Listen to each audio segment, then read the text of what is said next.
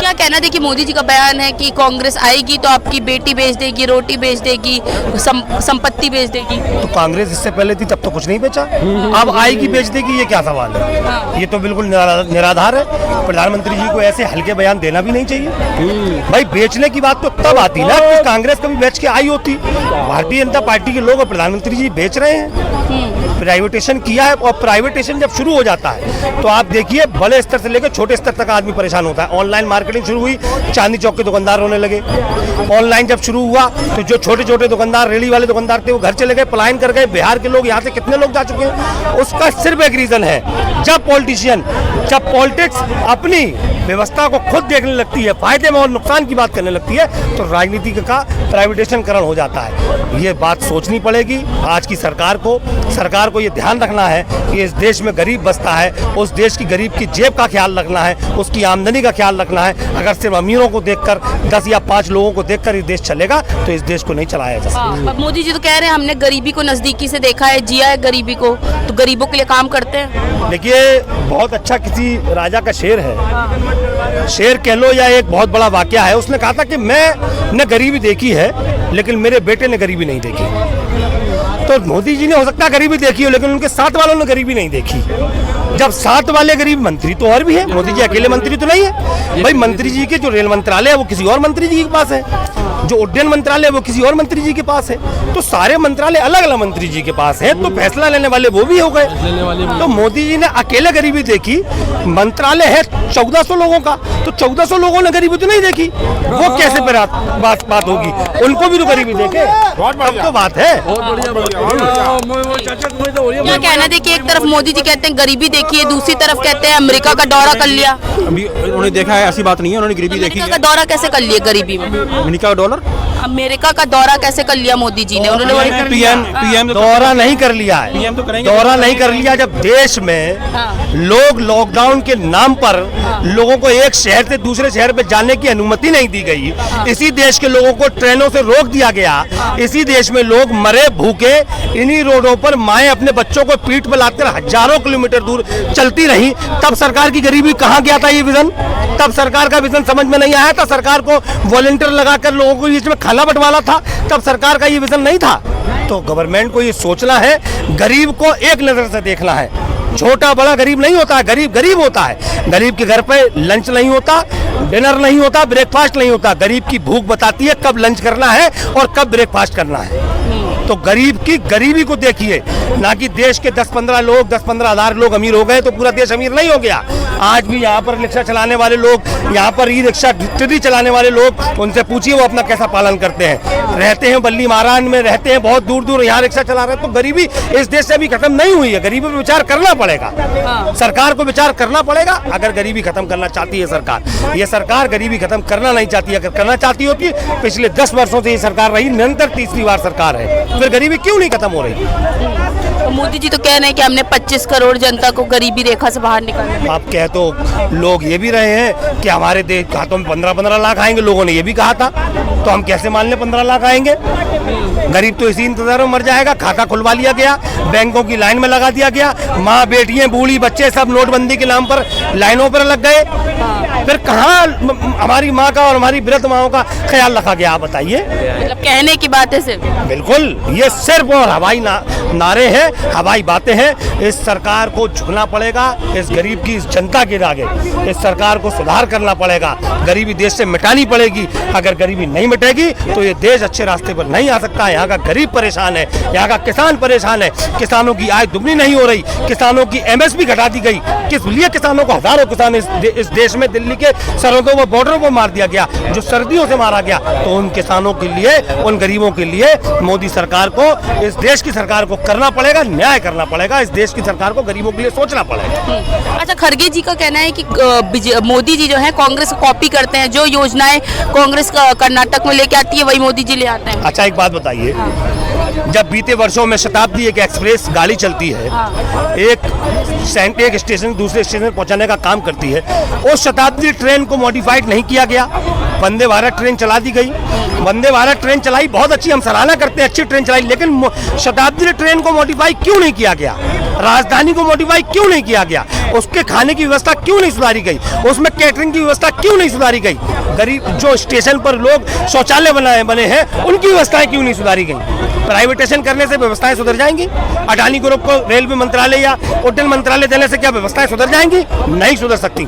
सुधरेंगी किसी गरीब को देने से। अगर आपको देना है तो ऐसे मंत्री को बनाइए जिसने गरीबी जमीन से देखी हो, वो सुधार सकता है। हाँ। अरे आप तो रेलवे की बात कर रहे हैं, मोदी जी तो कह रहे हैं हवाई चप्पल पहनने वाला हवाई जहाज की यात्रा कर रहा है। कैसे कर लेगा? आप बताइए, आप तो हवाई जहाज में चली होंगी, आप तो पढ़ी लिखी लग रही मुझे, आप तो गई होंगी हवाई जहाज में। एक आदमी 5,000 से लेकर 10,000 20,000 तक का टिकट लेकर कैसे चल लेगा हवाई चप्पल? तो हम पहन के चले जाएंगे, तो इसका ये मतलब हो गया कि हम गरीब हो गए, आप गरीब हो गए। हवाई चप्पल पहन के तो कोई भी जा सकता है। हवाई चप्पल पहनने वाला वो होता है जो यहाँ पर रिक्शा चला रहा है। उससे पूछिए कभी हवाई जहाज एयरपोर्ट पे गए? एयरपोर्ट नहीं गया होगा वो, जहाज पे बैठने की तो बहुत दूर की बात है। गरीबी इस देश में सबसे बड़ी बीमारी है। इस देश की इस बीमारी को खत्म करना पड़ेगा। हेल्थ व्यवस्था सुधारनी पड़ेगी। एम्स के बाहर हजारों लोग पूरे देश से लगाने लाइन अपना इलाज कराने आते हैं। सफदरजंग अस्पताल में आप देखिए, बड़े बड़े अस्पतालों में भीड़ लगी है, लेकिन व्यवस्थाएं नहीं सुधर रही हैं। व्यवस्थाएं सुधारनी पड़ेंगी, हेल्थ की व्यवस्थाएं सुधारनी पड़ेंगी, तभी ये देश आगे बढ़ेगा। कांग्रेस आएगी तो आपकी बेटी बेच देगी, रोटी बेच देगी, क्या कहना है इस पर? हाँ, जो झारखंड में उन्होंने बयान दिया है, वो झारखंड में वो आदिवासी सीधे लोगों को ऐसा वो सही कह रहे हैं पीएम। झारखंड के बारे में, झारखंड में घुसपैठियाँ आ रहे हैं, धर्म चेंज करवा रहे हैं, वो उनके बारे में सही कह रहे हैं। और तो अगर मोदी जी को पता है कि घुसपैठियाँ हैं तो फिर सरकार क्या कर रही है उसके लिए? अब झारखंड में बीजेपी सरकार आएगी, वो अच्छे कदम उठाएगी, वो झारखंड को सुधारेगी। तो अभी तक क्या कर रहे थे? केंद्र सरकार में थे। और डबल इंजन की सरकार चाहिए ना, झारखंड में डबल इंजन की सरकार है नहीं, इसलिए दिक्कत हो रही है राजस्थान झारखंड में। अच्छा, तो मतलब केंद्र सरकारों के कुछ नहीं कर पा रहे थे घुसपैठियों के लिए? इतनी नहीं कर पा रही जितना करना चाहिए। सरकार बनने के बाद ही। हाँ, झारखंड में बीजेपी सरकार आने वाली है, और बम्बई में भी, महाराष्ट्र में भी। ये झारखंड से और महाराष्ट्र से इनका सुपड़ा साफ हो जाएगा बीजेपी का, और ये खत्म है बिल्कुल। ऐसे ये पहले ये सुपड़ा साफ हो जाएगा जून के महीने में, पूरे अप्रैल महीने में ये बोला इन्होंने। जून में 4 जून को क्या हुआ परिणाम? मोई मोई हो गई, 8 गुजर को मोई मोई हो गई, और 23 तारीख को फिर मोई मोई हो जाएगी। अच्छा, कह रहे हैं कि देखिए सुपड़ा साफ कर दिया भाजपा ने। वो हरियाणा में जो है, हरियाणा में इन्होंने वो ईवीएम की टेम्परिंग करी थी उन्होंने, और बेमानी करके जो 18-20 सीटों पे बेमानी हुई थी। और ये महाराष्ट्र में जो जागरूक हो चुकी है सर, इंडिया अलायंस जागरूक हो गई है, वहाँ पे बेमानी नहीं होने वाली बिल्कुल भी। झारखंड से भी जाने वाले हैं ये, या महाराष्ट्र से भी जाने वाले हैं, और उन 27 के अंदर उत्तर प्रदेश में विधानसभा का चुनाव यूपी से भी देंगे। अच्छा देखिए, कांग्रेस वालों का कहना है कि झूठे बातें करते रहते हैं मोदी जी की बेटी बेच देंगे, रोटी बेच देंगे, पर असल में असल संपत्ति तो मोदी जी बेच रहे अंबानी अडानी को। कोई झूठे वादे नहीं करते। पीएम 24 घंटे देश के लिए लगे रहते हैं और बहुत करते हैं, मेहनत करते हैं, और झूठे वादे कोई नहीं करते। बीजेपी ने अपना मैनिफेस्टो में जो वादा किए हैं उसमें अमल शुरू हो गया है। 2 महीने मैंने देखा है। क्या जो इतने समय पहले किया था वो तो अभी तक पूरे नहीं हुए। 10 सालों में भी वादे किए थे, वो भी पूरे किए हैं, और अभी धीरे धीरे और जो रह गए हैं वो भी करेंगे। 10 सालों में जितना विकास हुआ है उससे ज्यादा विकास आने वाले 5 सालों में होगा। खड़गे ने तो सवाल उठाया है कि हमारे झूठे वादे बता रहे हैं, पर उनके 2 लाख रोजगार का क्या, विदेश से काला धन लाने का क्या? आएगा सब, धीरे धीरे सब होगा। 10 साल हो गए। हाँ, धीरे धीरे सब होगा, एकदम नहीं हो सकता। उन्होंने 70 साल राज किया है, धीरे धीरे ये सब होगा। आप तो बोले चालू हो गया है काम, धीरे धीरे सब होगा। मैडम देखो, जो वादे किए हैं उन्होंने पूरे कर रहे हैं। ऐसे प्रधानमंत्री ने 15 लाख का वादा बोला था, 15 लाख रुपए मिले नहीं। और 2 करोड़ नौकरी की बात की थी, 2 करोड़ नौकरी। मोदी जी ने जितने वादे किए थे, इन्होंने एक भी वादा पूरा नहीं करा।